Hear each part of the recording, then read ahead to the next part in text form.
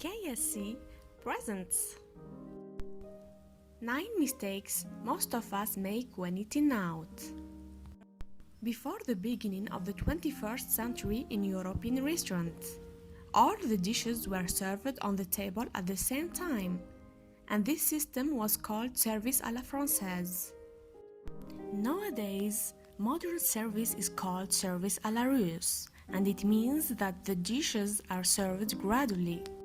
The Russian ambassador Alexander Kurkin is credited with bringing service à la russe to France. Today, this principle is accepted all around the world, and there are many other rules that the owners and even the patrons of restaurants follow. Following these rules can help you enjoy the food more and leave looking like a good guest, and maybe even save some money. We have made a small list of almost unnoticeable but very popular mistakes we make in restaurants. Ignoring the rules of the fork and knife. Before you go to a restaurant, it's better to remember the rules of using a fork and a knife.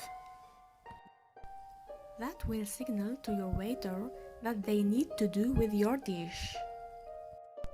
And this is not only a matter of politeness. This way your table won't have any useless things on it, or the opposite. Everything will remain exactly as it is while you step away for a moment. Besides, by placing a fork and knife in a certain way, you tell the kitchen workers how much you like a certain dish.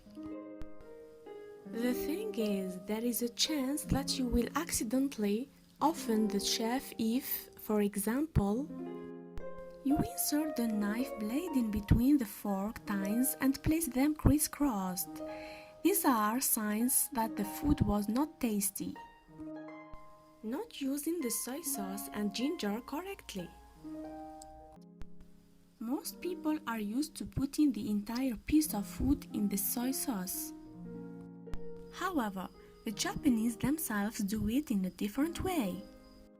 They pour enough sauce for it to cover the bottom, and they only slightly touch it with their sushi. This salty sauce has a very distinct taste that doesn't let you enjoy the food itself if you use the sauce wrong. Ginger, that is traditionally served during any Japanese meal, is not used as a spice for sushi or rolls. It's used in order to help you differentiate the taste of two and more dishes. Ginger helps to clean the taste receptors between foods, helping waiters clean the table. It seems to us that if we place the plates on the edge of the table, it will be much easier for the waiters to take them. But in fact, this is not true. Every waiter has their own system of collecting plates, and most of the time, we only make their jobs more complicated. Also, don't put plates on top of each other because they are never cared this way. The thing is, plates on top of each other are more prone to cracking. Besides, if you broke glass or a cup, don't try to collect the pieces from the floor. If you cut yourself, the waiter will not only have to clean the floor, but also help you with your wounds. Asking the kitchen to cook a dish that is not on the menu. Sometimes, guests ask waiters to bring them a dish that is not on the menu. Of course, most of the time the kitchen can still cook what you are asking for, but this is not a good thing to do. The first reason is that the price of the dish is calculated in advance. And if the head chef is not at work at the moment, it's very hard to calculate the new price. And the second reason is that all of the food in restaurants is made in accordance with technological cards, which means that the amount of ingredients are very precise in order to make the taste as balanced as possible.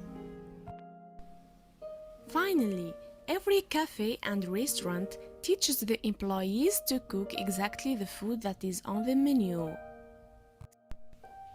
And even if the chef is highly qualified and you are at an expensive restaurant, there is no guarantee that the steak that is not on the menu will be cooked correctly and that you will definitely enjoy it. Leaving a bad review about a restaurant on the internet if you didn't like the service. On the internet, there are a lot of different websites where people go to leave reviews about cafes and restaurants. These websites are obviously very useful for people who want to find a good place to eat at. But none of what people write in their reviews actually influences the inner workings of the place. If you really want to make a place better service or food quality, spend your time writing a letter to the manager or the owner on paper or using a form on the website. These reviews are always checked and taken into account. Starting to eat before others in your party.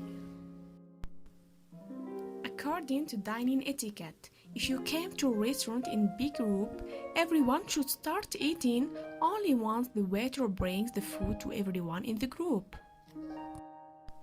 If your salad or steak was served before the food of your colleagues, you should wait until all the other dishes are on the table. Besides, remember not to eat too fast. It's better to try to match the pace of the people you are sharing a table with. Don't bring wine with you. Usually the prices for alcohol in restaurants are not much higher than they are in stores, but they are still a little bit higher. If you don't want to order a drink at a restaurant, you can bring it with you if you ask the restaurant if it's okay in advance.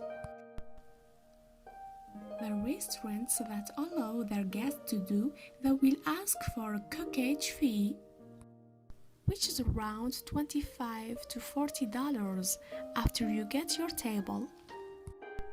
Give your bottle to the waiter, and your wine will be served exactly as it would be if you order it there. Of course, there are some etiquette rules, like don't bring a product that is extremely cheap. Being too shy to ask for a doggie bag. Every cafe and restaurant has their own containers or bags that are used to pack your leftover food to go. You can use them to take something that you were unable to eat. All you have to do is ask the waiter to bring a container for you to put your food in.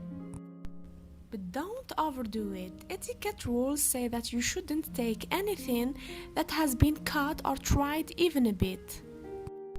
Of course, this is not a strict rule, so it's up to you when it comes to what to take with you and what to leave.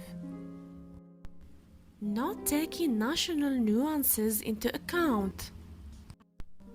If you are going to visit a restaurant in another country where you've never been before, learn about the rules this country has. For example, in Japan you can't stick chopstick vertically in the food because it's a part of another unrelated ritual.